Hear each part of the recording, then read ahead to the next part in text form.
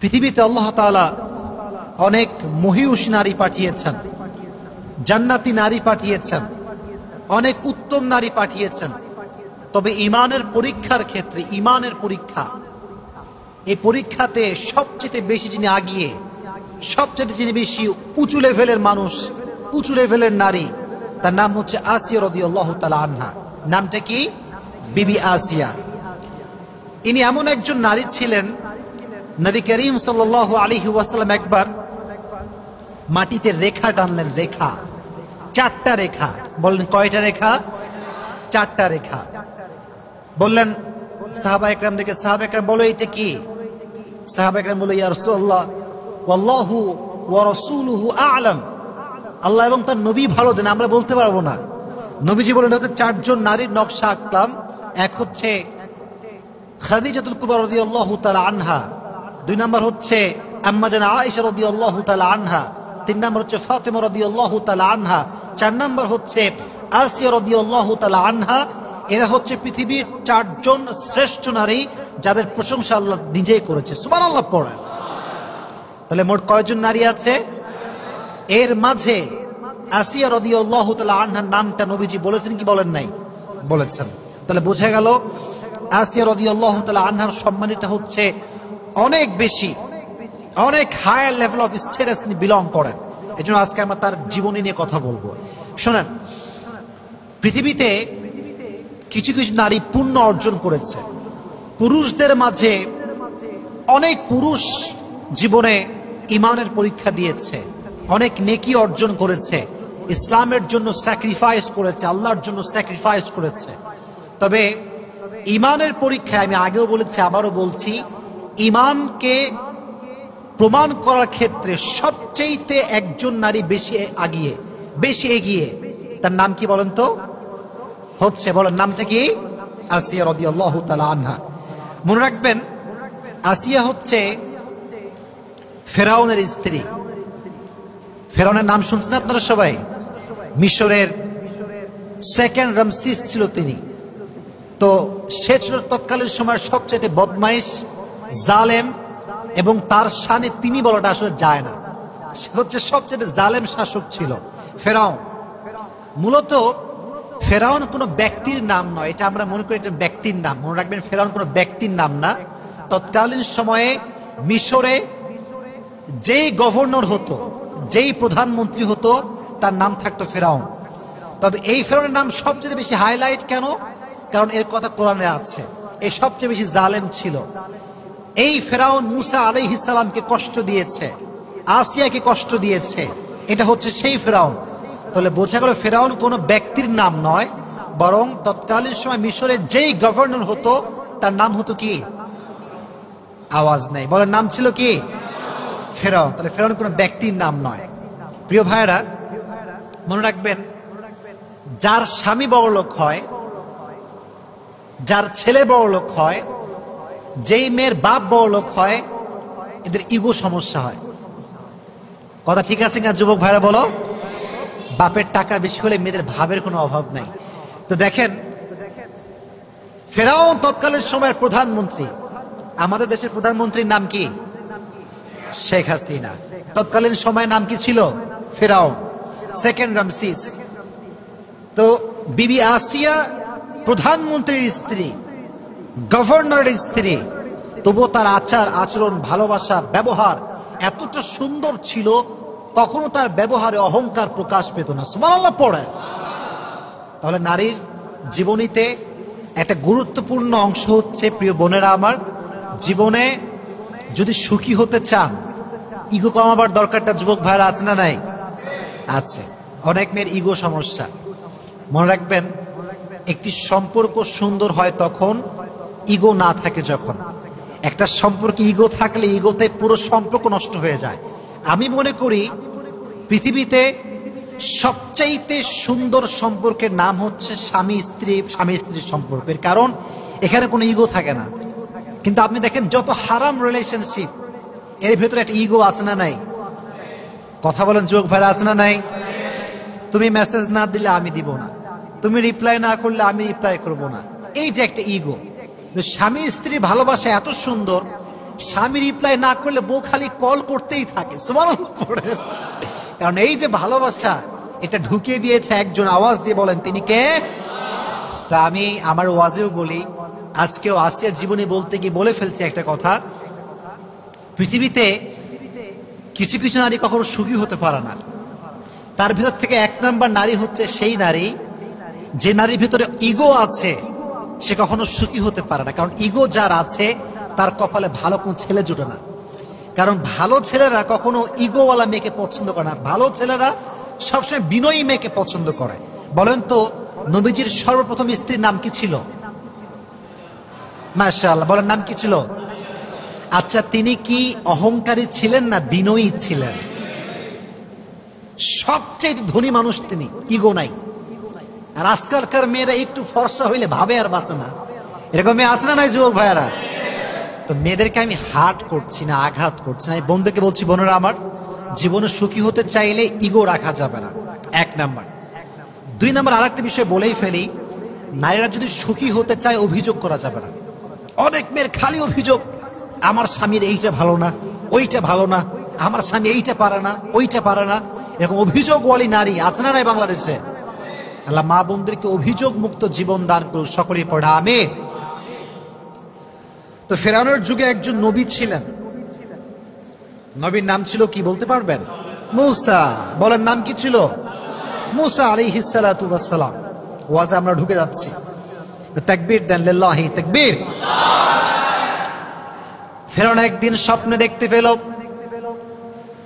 একজন ছোট্ট শিশু মিশরে জন্মগ্রহণ করবে, যে শিশু আমার রাজ্যকে ধ্বংস করবে, আমার বাদশাহত্বকে ধ্বংস করবে, আমার যে ধর্ম আমি পালন করি সে ধর্মকে সে পরিবর্তন করবে, আমি যে প্রভু দাবি করি আমার প্রভুর দাবিকে সে মাটির নিচে মিশিয়ে ছারখার করে দিবে।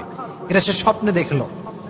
কেউ যদি এই স্বপ্ন দেখে যে আমার রাজত্ব শেষ হয়ে যাবে, তার কি আর ঘুম আসার কথা? ফেরাউনের ঘুম হারাম। কেই ছেলে, কেই শিশু, রাজ্যের সবাইকে ডাকলেন তিনি। তৎকালীন সময়ে ফেরাউনের মন্ত্রীর নাম ছিল হামান। নাম ছিল কি? হামান। তো হামান পরামর্শ দিল যে জনাব, আপনার উচিত একে আদেশ জারি করা যে বনি ইসরাইলে, এই মিশরে যত শিশু গ্রহণ করবে ছেলে হলেই হত্যা করবে। নাউজুবিল্লাহ পড়েন, ছেলে হলেই হত্যা। আদেশ জারি হয়ে গেল। তো বর্ণিত আছে যেই সময়ে হত্যার আদেশ বন্ধ ছিল সে সময়ে মূসা আলাইহিস সালাতু ওয়াস সালামের ভাই হারুন, নাম কি প্রিয় ভাইরা? এই যুবকেরা ইসলামিক ইতিহাস জানতে হবে, ইতিহাস বুঝতে হবে, জানতে হবে। আমার পুরো রিসার্চ আমি তোমাদেরকে আধা ঘন্টায় শেয়ার করছি। যারা তোমরা আছো যুবকেরা, অনেকে কলেজে পড়ো, তোমরা স্কুলে পড়ো, অনেকে কম ধারণা আছে বিষয়গুলোতে, ভালো করে বুঝবা। ফেরাউন যে সময়ে ছিলেন বাদশাহ, এই মাইকে প্রবলেম হয়েছে, সাউন্ডটা ঠিক করে দাও একটু। আচ্ছা, যেটা বলছিলাম, তো সেই যুগে ফেরাউনের যুগে একজন নবী, সে নবীর নাম ছিল কি? মূসা। এইদিকে তাকান, নবীর নাম ছিল কি? মূসা। নবীর আরেকজন ভাই ছিল, ভাইয়ের নাম ছিল কি? হারুন আলাইহিস সালাতু ওয়াস সালাম। তো যখন হারুন আলাইহিস সালাতু ওয়াস সালাম জন্মগ্রহণ করেন তখন হত্যার আদেশ বন্ধ ছিল, কিন্তু মূসা আলাইহিস সালাতু ওয়াস সালাম যখন জন্মগ্রহণ করেন তখন হত্যার আদেশটা জারি ছিল। তো মূসা আলাইহিস সালাতু ওয়াস সালামের আম্মাজান বড় ভয় পেলেন যে আহা, যদি আমার সন্তানকে হত্যা করে তাহলে আমার কি হতে পারে, তাহলে আমার কি অবস্থা হতে পারে। তিনি অনেক ভীতু হয়ে গেলেন, অনেক ভয় পেলেন যে আমার কি হতে পারে। তখন তিনি যে কাজটি করলেন সেটি হচ্ছে ওনার সন্তানকে তিনি গোপন লালন পালন শুরু করলেন, গোপনে, কেউ জানতো না। একটা বাচ্চা যে জন্মগ্রহণ করেছে তার ঘরে কারো কোনো খবরই ছিল না, তবুও ভেতরে একটা ভয়, ফেরাউন যদি জানতে পারে, যদি লিক হয়ে যায়, খবর হয়ে যায়, তাহলে আমার কি হবে। তো আল্লাহ তাআলা আদেশ করলেন যে হে মুসার মা, কথা কি বোঝা যায় যুবক ভাইরা? বলেন কথা বোঝা যায়? যায় যায় তাকবীর দেন, লিল্লাহি তাকবীর। আল্লাহ তাআলা মুসা আলাইহিস সালাতু ওয়াস সালামের মায়ে একটা আদেশ বুঝাই দিলেন যে তুমি তোমার সন্তানকে ছোট্ট একটা কাঠের বাক্স তৈরি করো, কাঠের বাক্স তৈরি করে তুমি তোমার সন্তানকে নীল দরিয়ায় ভাসিয়ে দাও।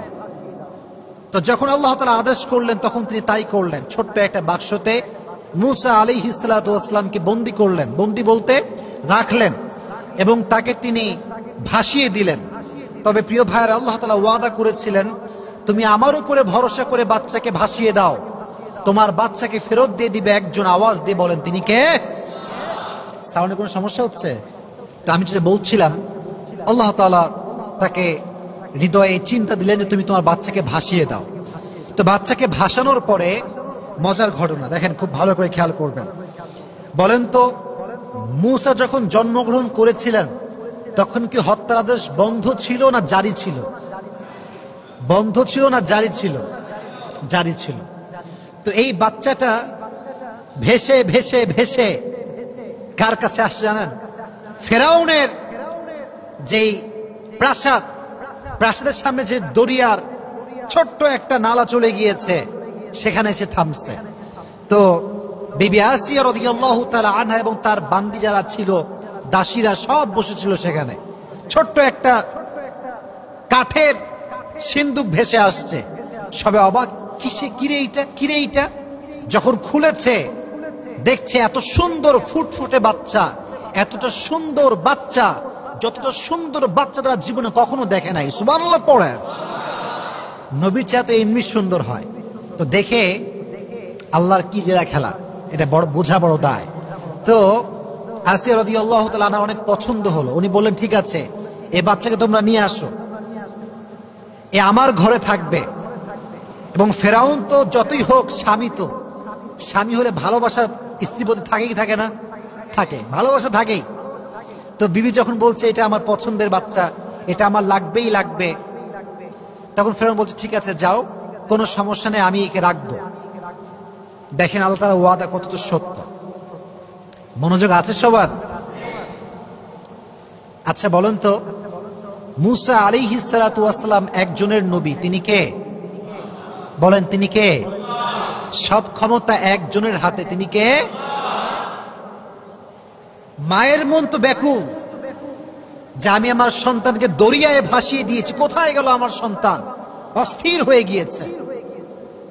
ওয়াসবাহা ফুআদু উম্মি মূসা ইন কাদাত লাতুবদি বিহি লাউলা আরবাতনা আলা কুলুবিহি লিতাকুনা মিনাল মুমিনিন। আল্লাহ বলছে আমি মুসার মায়ের অন্তরকে ঠান্ডা করে দিলাম, কারণ যদি আমি ঠান্ডা না করতাম সে অস্থির হয়ে যেত। কি হয়েছে ঘটনা? এই বাচ্চা কারো দুধ খায় না, রাজ্যে এত মহিলা, এত মেয়ে, কারো দুধ খায় না। এদিকে মুসার যেই বোন ছিল সে তার পিছে পিছে আসছে। মুসা যায় কোথায়, কোথায় ভেসে ভেসে যায়। সে সব দেখতে পাইছে যে মুসা কোথায় আছে, কোন অবস্থায় আছে। এবং যখন মুসাকে রাজ্যে ঢুকানো হয়েছে, সে কেউ দুধ খাচ্ছে না এই খবরও সে পেয়ে গিয়েছে। তখন সে বলছে সবাইকে ডাক দিয়ে, যাচ্ছে আমি যদি একজন নারীর সন্ধান দিয়ে আপনাদেরকে, এমন নারী যে নারী এখানে আসলেই বাচ্চা তার দুধ পান করবে, আপনাকে তাকে গ্রহণ করবেন? সে বলছে অবশ্যই, নিয়ে আসো। কোথায় সেই মহিলা? আল্লাহর আদেশ দেখেন, সঙ্গে সঙ্গে সে গিয়ে মুসা আলাইহিস সালাতু ওয়াস সালামের মায়ের কাছে গেলেন, গিয়ে বললেন যে এই ঘটনা, আপনাকে এখন ফেরাউনের কাছে যাওয়া লাগবে। নিয়ে আসছে। নিয়ে আসার পরে যখনই বাচ্চা কোলে নিয়েছে, সঙ্গে সঙ্গে বাচ্চা তার দুধ পান করতে শুরু করে দিয়েছে। সুবহানাল্লাহ পড়ে। তো যখন দুধ পান করতে শুরু করছে, ফেরাউনের মনে সন্দেহ, কিরে এই বাচ্চা কারো দুধ পান করে না, এই মহিলার দুধ কেন পান করে? ভেতরে একটা সন্দেহ যুবক ভাইরা আছে না নাই? আছে। তখন বললো, এই কি খবর, এই বাচ্চা তোমার দুধ কেন পান করছে? কি ব্যাপার, সমস্যাটা কোথায়, বা বাস্তবতা আসলে কি? তখন সে বলল যে দেখুন, আমি এমন একজন নারী, এমন একজন মহিলা যে আমার কাজই হচ্ছে বাচ্চাদেরকে দুধ পান করানো। এজন্য যে কোনো বাচ্চাই আমার দুধ সহজে পান করে, এই জন্য এই বাচ্চাও খুব সহজে আমার দুধ পান করেছে। এই যে একটা উপস্থিত জবাব, এটা মুসার মায়ের অন্তরে ঢুকাই দিয়েছে। একজন আওয়াজ দিয়ে বলে তিনি কে? এবার আল্লাহর কি সুন্দর আমানত রক্ষা। ফরাদাদনাহু ইলা উম্মিহি কাই তাকাররা আইনুহা ওয়ালা তাহজান ওয়ালিতা'লাম আন্না ওয়া'দাল্লাহি হাক্কু ওয়ালাকিন্না আকতারাহুম লা ইয়ালামুন।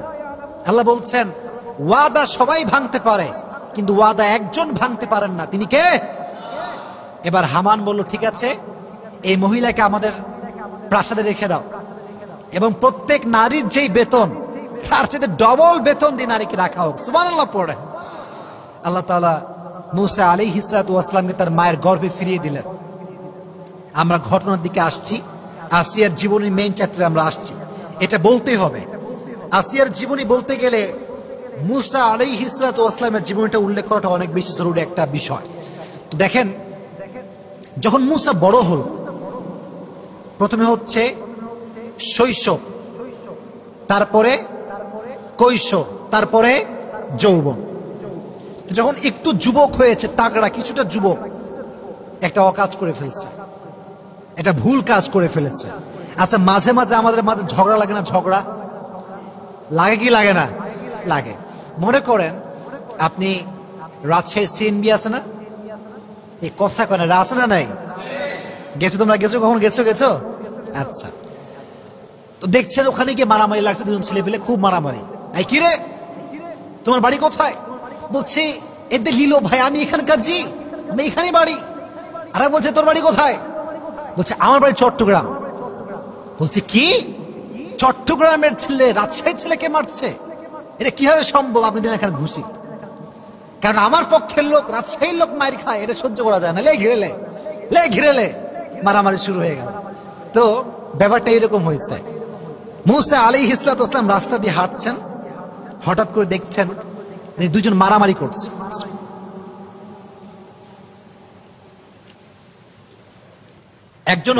একজন হচ্ছে মূসা আলাইহিস সালাতু ওয়াস সালামের বংশের লোক, আর একজন হচ্ছে বাহিরের লোক। তো মূসা তার পক্ষের লোকের মানে পক্ষ নিতে গিয়ে এমন একটা ঘুষি মারছে ওই লোককে, এক ঘুষিতে জায়গায় শেষ, মরে গেছে, জায়গাতেই ডেড, স্পট ডেড। এখন বলেন তো, হত্যা করলে একটা রাষ্ট্রীয়ভাবে শাস্তি আছে না নাই? সে মারা গিয়েছে। এই খবর আসে ফেরাউনের কানে। ফেরাউন বলছে, কি এত বড় সাহস, হত্যা করে ফেলেছে, ধরো মূসাকে। কোথায় মূসা? এখন আসিয়া রাদিয়াল্লাহু তাআলা আনহা অনেক চিন্তিত, কারণ সে তো আমার সন্তানের মতো, তাকে যদি হত্যা করা হয় মা হিসেবে ভিতরে একটা কষ্ট আছে না নাই? কষ্ট পাবেন তিনি। তো বললেন যে ঠিক আছে, আমার রাজ্যের একজন লোক দরকার যে মূসাকে পেগাম দিবে যে মূসা যেন রাষ্ট্রের এই প্রাসাদে ফিরে না আসে। তখন তার একজন লোক ছিলেন, বিশেষ লোক, তাকে তিনি পাঠালেন মূসার কাছে। গিয়ে বলল, ইয়া মূসা, তোমাকে রাষ্ট্রের পক্ষ থেকে হত্যা করার আদেশ দেওয়া হয়েছে। ফখরুজ ইন্নী লাকা মিনান নাসিহিন, তুমি বের হয়ে যাও, আমি তোমার কল্যাণকামী একজন লোক, এখান থেকে বের হয়ে যাও। তো মূসা আলাইহিস সালাতু ওয়াস সালাম মিশর ত্যাগ করলেন। এবার গেলেন মাদায়েন। শহরটার নাম কি শুনি নাই? মাদায়েন। বলেন নাম কি? চলে গেলেন। চলে যাওয়ার পরে দীর্ঘদিন সময় পার হয়ে গেল, মূসা আসে না। এবার আসেন মেন কাহিনীতে। এটা তাকবীর দেন, লিল্লাহি তাকবীর। বহু লম্বা সময় পার হওয়ার পরে মূসা আলাইহিস সালাতু ওয়াস সালাম ফিরে আসছেন, তবে একা ফিরে আসেন নাই, তার ভাইকে নিয়ে আসছেন। আর তিনি কোনো সাধারণ যুবক হয়ে ফিরে আসেন নাই, তিনি আল্লাহর নবী হয়ে ফিরে এসেছে। সুবহানাল্লাহ পড়েন। রাজ্যে খবর পড়ে গেল যে মূসা ফিরে এসেছে এক সত্যের পেগাম নিয়ে, সত্যের বাণী নিয়ে মূসা ফিরে এসেছে। সবাই অবাক, কিসের বাণী মূসা নিয়ে আসছে? রাষ্ট্রের প্রজা, মন্ত্রীবর্গ, প্রাইম মিনিস্টার সব এক জায়গায় বসে গিয়েছে। কি খবর? মূসা কি বলবে আমাদের জন্য? মূসা প্রথমে এসেই বলল, ক্বালা ইয়া কওমি ইবুদুল্লাহা মা লাকুম মিন ইলাহিন গায়রু। প্রত্যেক নবীর একটা মেসেজ সেম ছিল। মেসেজটা হচ্ছে ইবাদতের যোগ্য, উপাসনার যোগ্য পৃথিবীতে কোনো মূর্তি নয়, কোনো শিরকি কাজ করা যাবে না, ইবাদত করতে হবে শুধুমাত্র একজনের। তিনি কে? ফেরাউনের মাথা গরম। ফেরাউন কয়, আরে আমি হলাম প্রভু, আমি হলাম রব, আমি হলাম খোদা, আর সে কোন খোদার কথা কয়? নাউজুবিল্লাহ পড়লেন না যুবক ভাইয়েরা? মাথা গরম, বলে ধরো মুসাকে। ওর সাহস কোত্থেকে আসলো এইটা? এবার শুরু হলো মুসার সঙ্গে দ্বন্দ্ব, সেই দ্বন্দ্ব। কিন্তু সত্যের বিজয় তো সুনিশ্চিত, সত্য কখনো হারতে পারে না। মুসা আলাইহিস সালাম প্রত্যেকটা ধাপে, আপনারা জানেন যে একটা জাদুর খেলা হয়েছিল, আপনারা শুনছেন সবাই এই কথাটা, জাদুর খেলা। যে মুসা আলাইহিস সালামের লাঠি বিশাল বড় সাপ হয়ে গিয়েছিল, জাদুকরদের সব সাপ বাঘ সিংহ সব খেয়ে ফেলেছে। তো ফেরাউন প্রত্যেকটা ক্ষেত্রে হার মেনে গিয়েছে মুসার সামনে, কারণ এটা তো কোনো মিথ্যা বাণী নয়, এটা একজনের বাণী। তিনি কে? এবার ফেরাউনের মাথা মারাত্মক গরম, বাসায় ফিরে আসছে। ফেরাউন বলছে এবার আমি মুসাকে হত্যা করব, যেটাই হোক না কেন, দারুনি আক্তুল মুসা, আমি হত্যা করেই ছাড়বো। ওয়ালিয়াদউ রাব্বাহ, সে যতই ডাকুক না কেন তার রবকে আমি তাকে হত্যা করেই ছাড়বো। মনে রাখবেন, সত্য যখন মানুষের সামনে প্রকাশিত হয়ে যায় তখন দুর্বল মানুষ আর চুপ থাকে না। মনে রাখবেন, বিড়াল যখন বাধ্য হয়ে যায় তখন সে সিংহকেও হামলা করে। ঠিক কিনা যুবক ভাইরা বলেন? যখন সে বাধ্য হয়ে যায় তখন একজন যুবক দাঁড়িয়ে গিয়েছে, দাঁড়িয়ে বলছে, ফেরাউন, আমি বিশ্বাস করি যে মুসা যে দাবি করেছে সেটা দাবি তো সত্য। তুমি কি আতাকতুলুনা রাজুলান আইয়াকুলা রাব্বি আল্লাহ ওয়া ক্বাদ জাআকুম বিল বাইয়িনাতি মির রাব্বিকুম, তুমি কি এমন যুবককে হত্যা করবে যে সত্যর বাণী নিয়ে আসছে, যে সত্যের পতাকা নিয়ে আসছে, যে সত্যের বাণীকে সমুন্নত করবার জন্য এসেছে? তুমি কি এমন যুবককে হত্যা করবা? ফেরাউন কয়, কিরে, আমার গোলাম ও তার পক্ষের লোক, ধর এরে। যখনই ধরতে যাবে সে পালাই গেছে। কিন্তু অবাক করা বিষয় হচ্ছে, তার একজন স্ত্রী ছিল, সে ছিল ফেরাউনের বান্দি, ফেরাউনের দাসী। যুবক ভাইয়েরা একটা কথা মাথায় রাখবেন, এখন আসলে গোলাম আমরা ব্যবহার করি না, দাসী আমরা ব্যবহার করি না। আগের যুগে দাসী ছিল কিছুটা স্ত্রীর মতো। এটা নলেজে রাখবেন যে স্ত্রীর সঙ্গে যেমন সহবাস করা যায় এখন, এটা হালাল, এবং এটা নবীজির হাদিসের মাধ্যমে, কোরআনের মাধ্যমে এটা স্পষ্ট প্রমাণিত। তবে তৎকালীন সময়ে দাসীর সঙ্গে সহবাস করা হালাল ছিল। তো প্রত্যেকটা বাদশা, বড় বড় লোক, বড় প্রধানমন্ত্রী বলেন, বড় ধনী বলেন, সবার দাসী ছিল। তো তার যে দাসী ছিল ফেরাউনের, এই দাসীর স্বামী ছিল এই যুবকটা, যে যুবকটা ফেরাউনের বিপক্ষে স্লোগান তুলেছিল। এটা বড় মর্মান্তিক ঘটনা। এই ঘটনা আর তারপরে একটা ঘটনা, এই দুটো শুনলে আমাদের আলোচনা আজকে শেষ হয়ে যাবে। ফেরাউন বলল, ঠিক আছে, যেহেতু সে পালিয়ে গিয়েছে, এবার তার বউকে ধরো। বউকে নিয়ে আসছে, যুবতী মেয়ে, বয়স খুব বেশি একটা নয়, দুইটা মাত্র মেয়ে। কয়টা মেয়ে? তোমরা সবাই বলো যুবক ভাই, কয়টা মেয়ে? দুইটা মেয়ে। একটা হচ্ছে হাঁটতে পারে, কথা বলতে পারে, আর একটা হচ্ছে কোলের শিশু। কিসের শিশু? কোলের শিশু, বাচ্চা, একদম বাচ্চা। এই তুমি কি ঈমান এনেছো? এই বাদী, তুমি কি ঈমান এনেছো? স্পষ্ট ভাষায় বলছে, আমি আল্লাহর উপরে ঈমান এনেছি।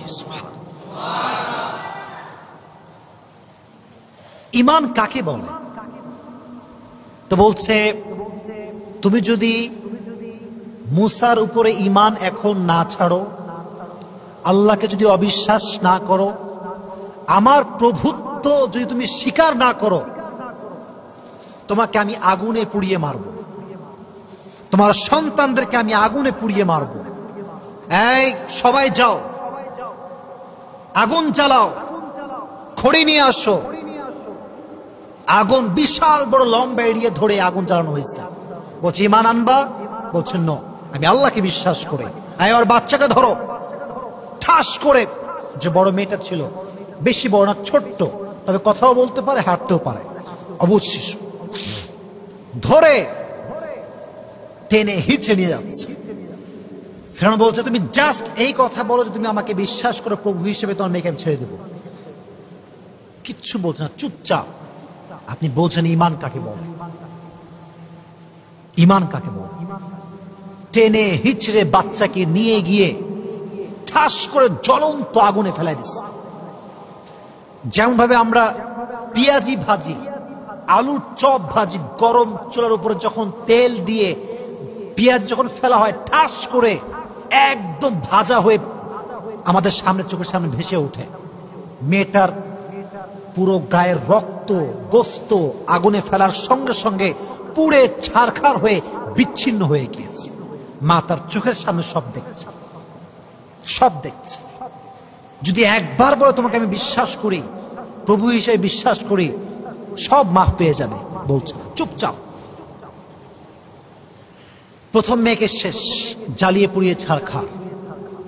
এবার ছোট্ট বাচ্চা, কোলের শিশু, মা কোলে নিয়ে আছে। এবার বাচ্চাকে নেওয়া হয়েছে। কোলের শিশু তো কিছুই বোঝে না, ও তো মামাও চিৎকার করতে পারে না, খালি ম্যা ম্যা করছে, ম্যা ম্যা করছে।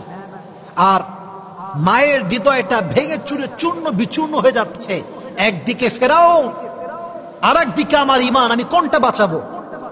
এবার তখন বাচ্চাকে নিয়ে যখন আগুনে ফেলেছে ছোট্ট শিশুকে, পুড়ে ছারখার হয়ে গিয়েছে। মায়ের হৃদয়টা ভেঙে চুরে চূর্ণ বিচূর্ণ হয়ে গিয়েছে, চোখের অশ্রু শুকিয়ে গিয়েছে, কাঁদতেও পারছে না, ভেঙে চুরে চূর্ণ বিচূর্ণ হয়ে গিয়েছে। আল্লাহ বলছে, জিব্রাইল, মায়ের চোখের পর্দা হটিয়ে দাও। চোখ খুলে গেল, দেখতে পেল তার সন্তান মারা যাচ্ছে, মেয়ের রুহুটা কবজ হচ্ছে, বের হচ্ছে। সচক্ষে মেয়েকে দেখতে পাওয়া শুরু করেছে সে। তার মেয়ে ডাক দিয়ে বলছে, আম্মা জান, টেনশন করবেন না, ওয়ালা তাখাফ ওয়ালা তাহজান, আমরা অচিরেই জান্নাতে একসঙ্গে সাক্ষাৎ করব। সুবহানাল্লাহ পড়ো। আল্লাহ সাক্ষাৎ করাই দিলেন মেয়ের সঙ্গে।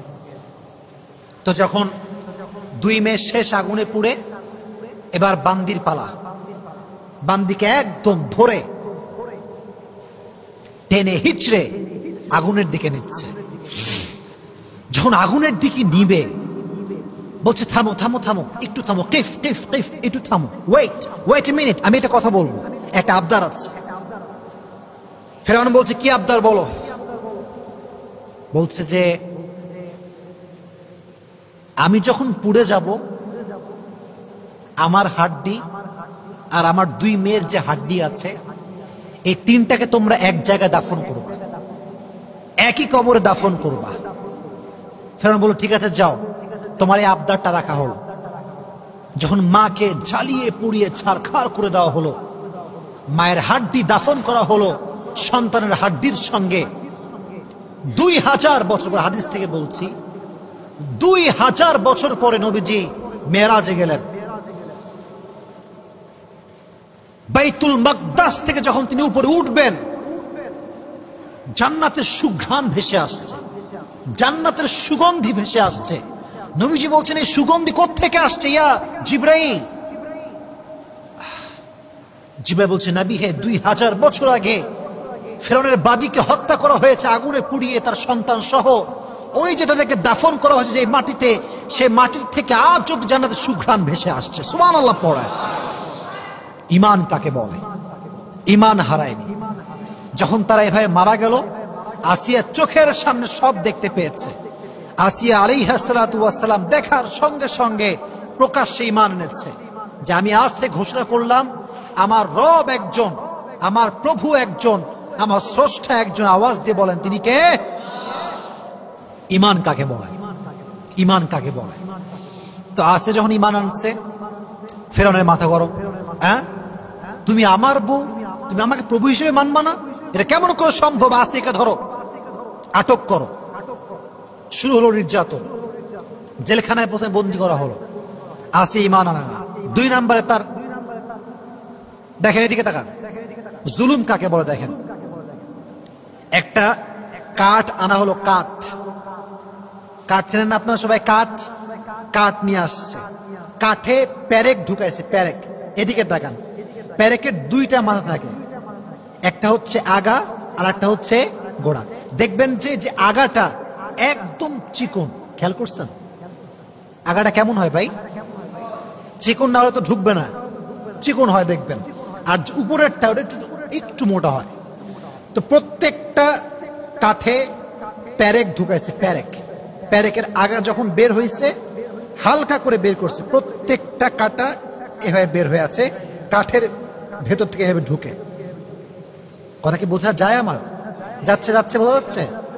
এই কাঠের উপরে আসিয়া তো মেয়ে মানুষ, আমরা জানি যে মেয়ে মানুষের শরীরের চামড়া জেনুইনলি অনেক নরম হয়, পুরুষদের চামড়া মোটামুটি শক্ত হয়, আর জিম করলে আরো শক্ত হয়, কিন্তু মেয়েদের চামড়া এমনিতে নরম হয়। তো আসিয়াকে ধরে বেঁধে এই কাটা যুক্ত কাঠে শোয়াই দেওয়া হয়েছে। কি বর্বরতা, কি নির্যাতন, কি নির্যাতন, কি জুলুম!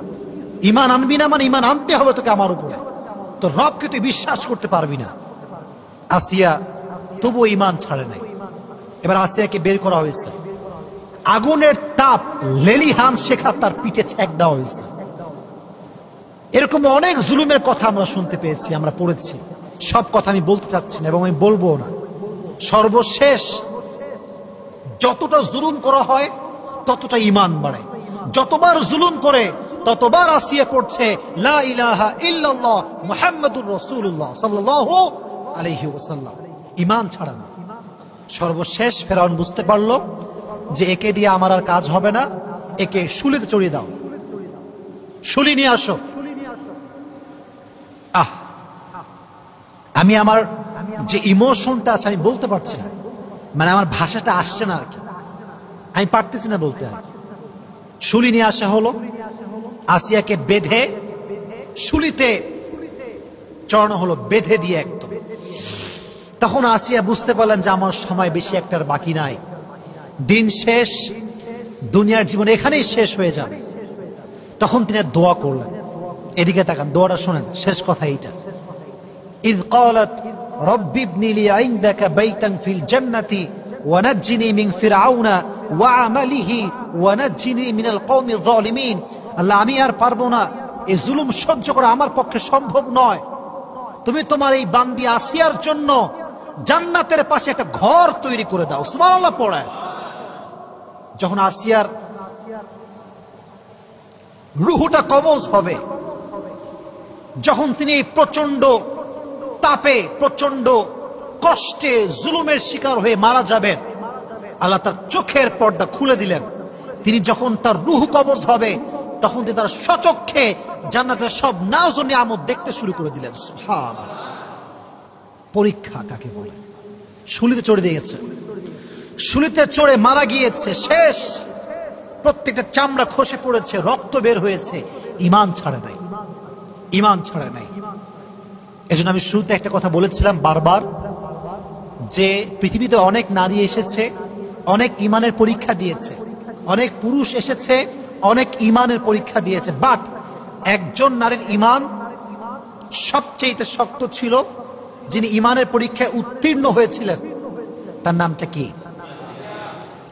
যদি বোঝেন আরো জোরে বলেন, নামটা কি?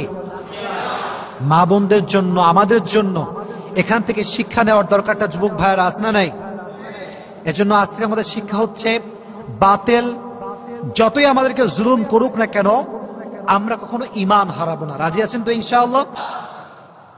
এক নাম্বার শিক্ষা হচ্ছে, ইমানটা মজবুত হতে হবে। যে কোনো সিচুয়েশন হোক না কেন, ইমানের বাহিরে যাওয়া যাবে না। আমার সঙ্গে বলেন, এবার আমাকে রিপ্লাই করতে হবে। এতক্ষণ ওয়াজ শুনেছেন, এখন রিপ্লাই করেন। যত অবস্থা খারাপ হোক না কেন, ইমানের বাহিরে যাওয়া, ইমানের বাহিরে যাওয়া। দুই নাম্বার শিক্ষা এটা, উপরে মাইক আছে, আমার বোনেরা আমাকে শুনছে আমি জানি, অনেক মুরব্বী দাদিরা, নানিরা, আমার বোনেরা আমাকে শুনছে আমি জানি। বলেন তো, আসিয়ার স্বামীর নাম কি ছিল? এই তো মাশাআল্লাহ, নাম কি ছিল? এত ওয়াজ করলাম এতক্ষণ ধরে, কোন ওয়াজে কি বুঝতে পারছেন যে আসিয়া তার স্বামীর সঙ্গে খারাপ ব্যবহার করেছে? বুঝি নাই। করেছে? ফিরআউন কি ভালো মানুষ না খারাপ মানুষ? হিসেবে তারা জুতা দিয়ে পেরানোর কথা, জুতা দিয়ে মারার কথা। শিক্ষা, স্বামী যত খারাপ হোক, যতই খারাপ হোক, স্ত্রী তার ব্যবহার খারাপ করতে পারবে না, পারবে না। হ্যাঁ, যদি একান্ত না হয়, একান্তই ভালো না হয়, গাঁজাখোর, মদখোর, নেশা করে, নামাজ পড়ে না, সর্বোচ্চ শেষ লেভেল হচ্ছে তালাক, ডিভোর্স। ডিভোর্স দিয়ে দেন একদম সব নিয়ম কানুন মেনে, যেটা আপনার খুলা তালাক আছে, যেভাবেই হোক স্বামী থেকে পরিত্রাণ পান, কিন্তু খারাপ ব্যবহার শুনি নাই, খারাপ ব্যবহার করা 2 নাম্বার। 3 নাম্বার যে শিক্ষাটা, এটা প্রাসঙ্গিক না, অপ্রাসঙ্গিক। কারণ আসিয়ার জীবন জানতে গেলে একজন নবীর জীবন জানতে হয়। নবীটার নাম কি ছিল? মাশাআল্লাহ, নাম কি ছিল? মুসা আলাইহিস সালাতু ওয়াস সালাম।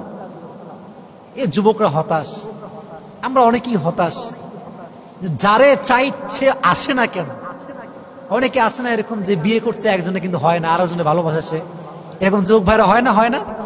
হয়। দেখো, একটা কথা এখান থেকে শিক্ষা আছে, আল্লাহ যার জন্য যা নির্ধারণ করে রেখেছে তা সঠিক সময়ে আল্লাহ দিয়ে দিবে। শুধুমাত্র অপেক্ষা করতে হবে, ভরসা করতে হবে একজনের উপরে। তিনি কে? দেখেন, বাচ্চাকে ধরে, ছোট্ট বাচ্চাকে ধরে একটা ছোট্ট টেবিলে ছোট্ট একটা বাক্সে ঢুকায় ভাসাই দিচ্ছে। ভরসা একমাত্র আল্লাহর উপরে, যে আল্লাহ আমাকে দিবে, আমার বাচ্চা আল্লাহ আমাকে ফেরত দিবেই দিবে। ফেরত পাইছে না? কথা বলেন, পাইছে না রাজশাহীর ভাইরা? পাইছে। তাহলে বোঝা গেল, যে কোনো জিনিস তোমার জীবনে চাওয়া পাওয়া থাক না কেন, ভরসা এবং চাওয়ার জায়গা একজনের কাছে। তিনি কে?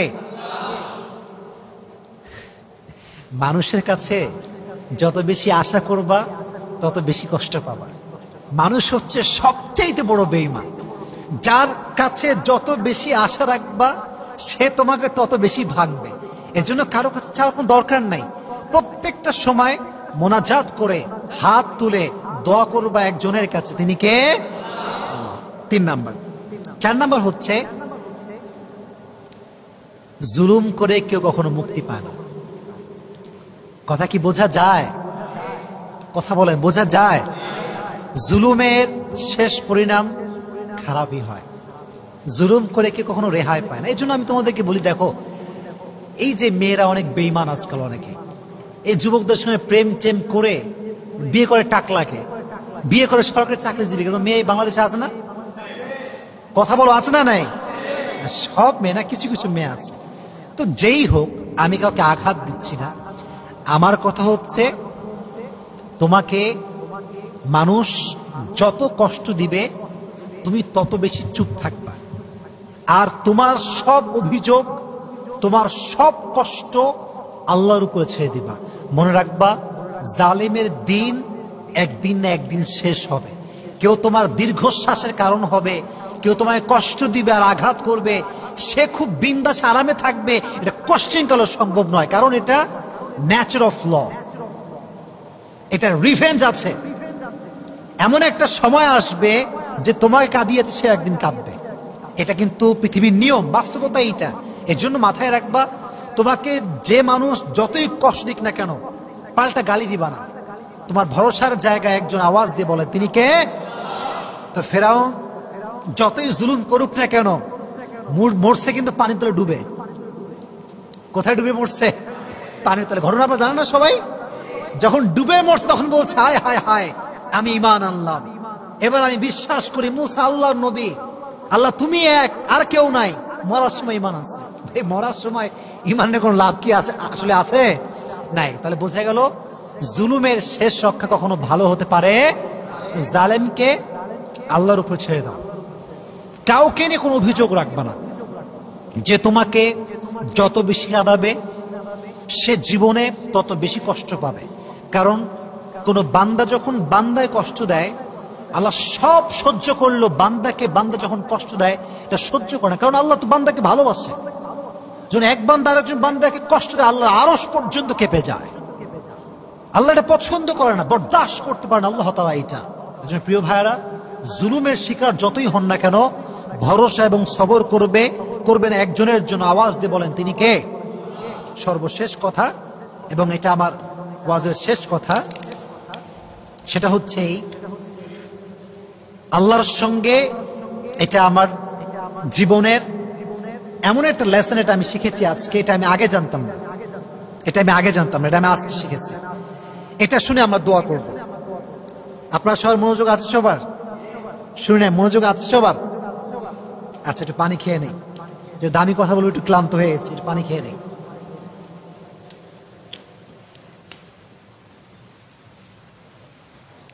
আচ্ছা, আমরা সবাই আল্লাহকে ভালোবাসি তো? বলেন ভালোবাসি তো? বলেন ইনশাআল্লাহ ভালোবেসে যাবো ইনশাআল্লাহ। মনে রাখবেন, ভালোবাসা এটাকে উর্দুতে বলা হয় মোহাব্বত। এটাকে বলা হয় কি? সবাই বলেন, আবার বলেন। আচ্ছা, এই ভালোবাসার আর একটা ওয়ার্ড আছে, এটাকে বলা হয় উর্দুতে ইশক। এটা কি বলেন দেখি? ইশক। মোহাব্বত মানেও ভালোবাসা, ইশক মানেও ভালোবাসা। তবে আল্লাহকে মোহাব্বত করলে হবে না, আল্লাহর সঙ্গে ইশক করতে হবে। কি করতে হবে? মোহাব্বত না ইশক? ইশক। এবার শোনেন, मोहब्बत काके बोला? मैं आपसे सुनছিলাম, मोहब्बत एक ऐसा चीज है, जब कोई किसी को मोहब्बत करता है तो उसका भी ख्याल होता है, अपना भी ख्याल होता है।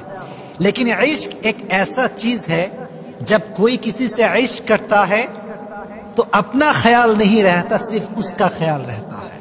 ভালোবাসা হচ্ছে এমন জিনিস, যখন কেউ কাউকে ভালোবাসে তখন শুধুমাত্র তারও খেয়াল থাকে এবং যে তাকে ভালোবাসে তারও খেয়াল থাকে, উভয়ের খেয়াল থাকে। কিন্তু ইশক এমন একটা জিনিস, যখন কেউ কাউকে ইশক করে ফেলে তখন সে নিজেকে ভুলে যায়, শুধু তার খেয়াল থাকে যাকে সে ভালোবাসে। এজন্য আসিয়া আলাইহিস সালাতু ওয়াস সালাম যখন সূর্যে মারা যাচ্ছেন, শেষ জীবনের শেষ লগ্নে আছেন, নিজের দিকে খেয়াল করেন নাই, ভেবেছেন এক সত্তার কথা। আওয়াজ দিয়ে বলেন, তিনি কে? দিস ইজ কল্ড ইশক, দিস ইজ নট মোহাব্বত। এটা ভালোবাসা না, এটা হচ্ছে ইশক। ইশক মানে হচ্ছে আমি যাকে ভালোবাসবো শুধু তাকে নিয়ে ভাববো, দুনিয়ার মানুষ কি ভাবলো, কে গালি দিল, কে ক্রিটিসাইজ করলো, দেখার সময় আমার কাছে না। এই যে দেখেন আমার মুখে, এটা কি ভাই? এটা কি? এটা কি? এটা কি? জুব্বা। এটা কি? দেখবেন দাড়ি রাখলে কিরে জঙ্গি হয়ে গেল নাকি রে, বুড়া হবি নাকি রে অকালে, এরকম লোক আছে না? তোমাদের কথায় আওয়াজ নেই, এরকম লোক আছে না? আবার দেখবা যদি মেয়ের বয়স 18 হয়, 19 হয়, 20 হয়, বোরকা পড়লেরই নানি, দাদি, খালাম্মা, চাচি, মেয়ের বয়স 19। মনে রাখবেন, যদি আপনি আল্লাহকে ভালোবাসেন আপনাকে এগুলো সহ্য করতে হবে, কিছু করার নাই, জুলুমের শিকার হতেই হবে। এই জন্য আমি সবসময় বলি, আল্লাহকে ভালো তো বাসবেন, তবে এটা কি মোহাব্বত হবে না ইশক হবে? পেছনে ভাইরা কথা কয় না, শেষ কথা বলেন না, মোহাব্বত হবে না ইশক হবে? আল্লাহ সবাইকে এটা আমল করার তৌফিক দান করুন, সকলেই পড়া আমিন। আমরা যা যা শুনেছি, যতটুকু শুনেছি, আল্লাহ সবাইকে এটা মানা, বোঝা এবং